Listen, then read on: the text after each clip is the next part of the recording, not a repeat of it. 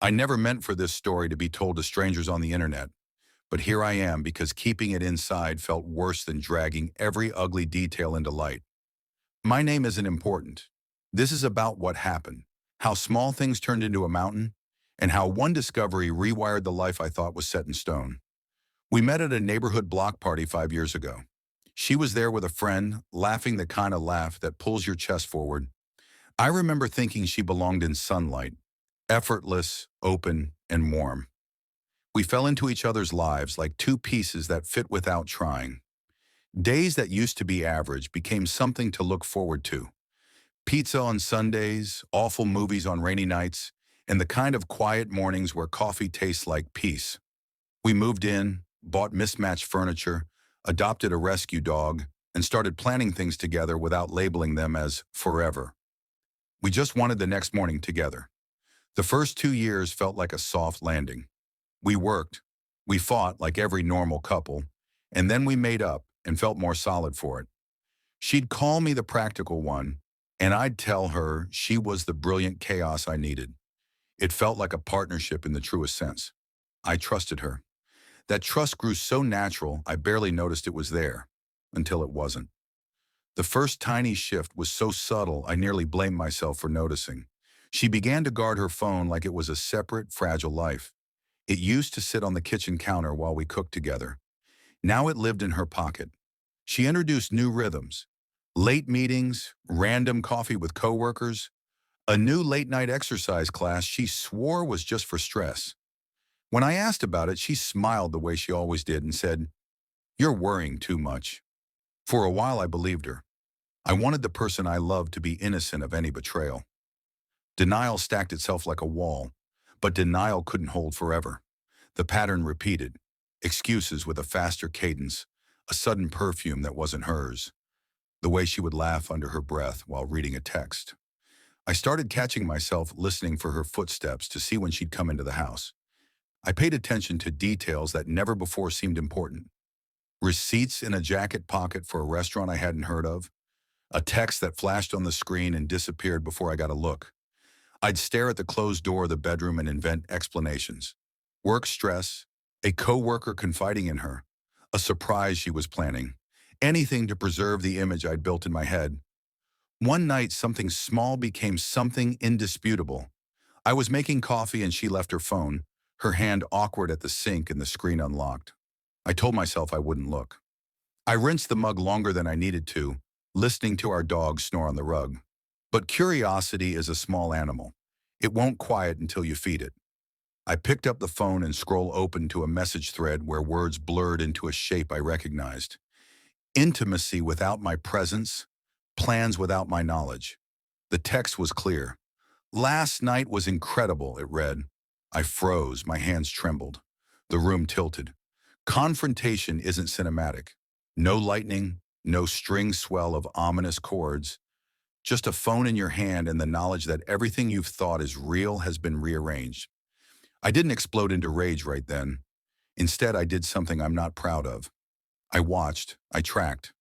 It sounds petty, but I needed to know the scope. I checked bank statements, found charges at a hotel at 1 in the morning on a Tuesday. I matched times to receipts. There were patterns now, fingerprints of another life overlapping ours. Following her was the worst and most necessary decision I made. I sat in my car, a boring sedan that suddenly felt like an unwilling accomplice, and I followed the GPS dot to discover she wasn't at late work. She was at a downtown restaurant, stepping out with a man whose smile belonged entirely to her. They hugged. They kissed. The first blow isn't the most lasting. It's the one that opens the wound. Seeing them together left me hollow and hot and cold all at once. They'd built entire private hours where I had been a footnote. I confronted her in the parking lot. The conversation is a blur. The words she used, the tone, the way she tried to bend the moment into a mistake. There were tears, blinks, the old refrains about being lonely, about me being distant. I remember an apology shaped like a question. Can't we forgive each other? She wanted leniency. I wanted the truth. The difference mattered. After that night, everything sped up and then slowed down in the wrong ways. I left the keys in the bowl and didn't go back inside for a long time. We talked, we argued, and we tried to slice the moment open and see the raw parts, motives, timings, and excuses. She admitted more than I had proof for, and yet less than I felt I deserved to know. It was like looking at a map with a missing section. She expected that an apology, a promise, a new set of boundaries would reset the clock. I had something different in mind, honesty without omissions. We separated for a while. She moved into a friend's spare room. I stayed with my sister. Loneliness isn't a single feeling. It's 100 small ones that gather on top of you. I realized quickly that the world didn't stop when trust vanished. Work carried on. Friends texted and asked what they could do. The dog wanted to be walked, and the plants still needed water. Those mundane threads kept me tethered to life, while grief did the heavy lifting. And then came a twist I didn't expect. The man she had been seeing reached out to me. His messages were quiet, almost ashamed, an admission that he had been lied to as well. She told me I was the only person she was with, he wrote. I didn't know she lived with you. I felt something like vertigo reading his texts. Betrayal is a lonely city until you discover other inhabitants.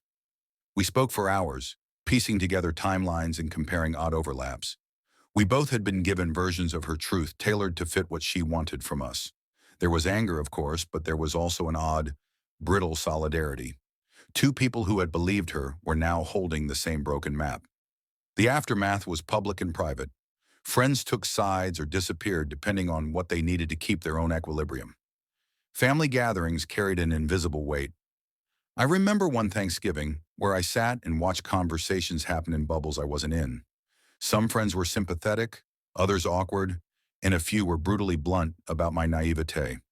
People said things to feel powerful, other people simply nodded and stayed. The dog sat on my lap and tilted his head like he didn't know. He just knew affection. That day, the house that had been ours felt like a stage dismantled while the audience watched in hush. I expected the divorce to be a clean breaking of lines, but legal separations are messy and human. We argued over small things, curtains, old receipts, and ugly things, trust statements and accusations. The paperwork felt clinical against the rawness of how it felt to fold up a life. We negotiated the dog's custody like two adults trying to make the worst part humane. Paper signed, lawyer fees paid, and then the slow, licking burn of solitude began to do its work. Healing is not linear. The first months were a fog of chores and sleeping on a futon and listening to playlists that made my chest ache. But in that fog were small clarities. I started to work out in the mornings, something silly and human that made my body feel less like a betrayed vessel and more like a person again. I cleaned the house in a way that felt ritualistic. Cupboards scrubbed, floors mopped, windows opened to let the stale air go. The dog and I would drive to the river and sit by the water, both of us staring into something that made time feel less sharp. I won't pretend the anger disappeared quickly. There were nights I stayed awake, imagining conversations where I tore apart every lie she told. There were other nights where I tried to remember the good with a small, desperate hope that maybe forgiveness could be possible. I grape-shot my feelings into journals. I wrote letters I'd never send. I let myself feel small and ridiculous and big and vengeful, all in the space of one afternoon. Months later, the man, we called him Mark, though I never used his name in public, and I met in person. Our first meeting was awkward, two men with the same wounded look trying to be civil. We compared notes, and by that point, the narrative was less about what she did and more about the fact that human beings could be capable of such calculated contradiction. We didn't plot revenge or humiliation. Instead, we shared a rare, blunt honesty. We had been cheated on by the same person who had tailored the truth to suit her narrative for each of us. There was a strange utility in that truth. Once it existed outside of my head, it lost some of its poisonous edge.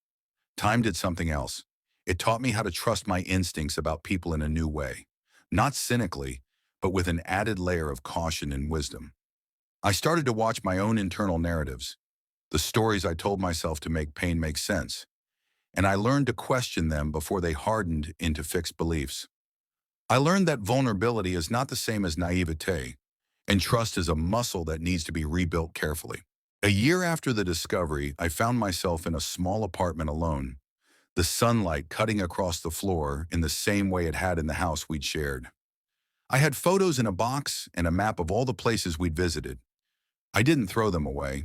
Instead, I put them on a shelf and let them be what they were, reminders of both joy and mistake. I dated badly at first, and then better as I learned to say what I needed. I made new friends who weren't afraid to see me raw. I forgave, not for her sake, but because holding on to a small, perfect fury was too heavy to carry forever. People ask if I forgave her. Forgiveness is complex. There were days I could sit with the idea and breathe. There were other days where the thought made me lean into an old hurt. But forgiving doesn't mean forgetting. It means freeing yourself from the continuing control of someone else's choices. Today, I hold the memory as a lesson, not a wound that needs reopening. What I want anyone hearing this to take away is simple. Trust your observations. When something feels off, it's worth paying attention. You don't owe anyone your peace if they keep selling you a different reality. Protect the small things, your peace, your sleep, your laughter. And if someone you love betrays you, you don't have to make grand declarations immediately, but you also don't have to stay in the kind of confusion that makes you smaller every day. This story isn't special, and maybe that's the worst part. It's an ordinary story in a world where ordinary people make extraordinary mistakes. Yet if telling it helps one person leave a relationship that is quietly killing them, then these words are worth the weight they carry. I'm not asking you to be suspicious of everyone you love. I'm asking you to be brave enough to face what your gut whispers when it matters most.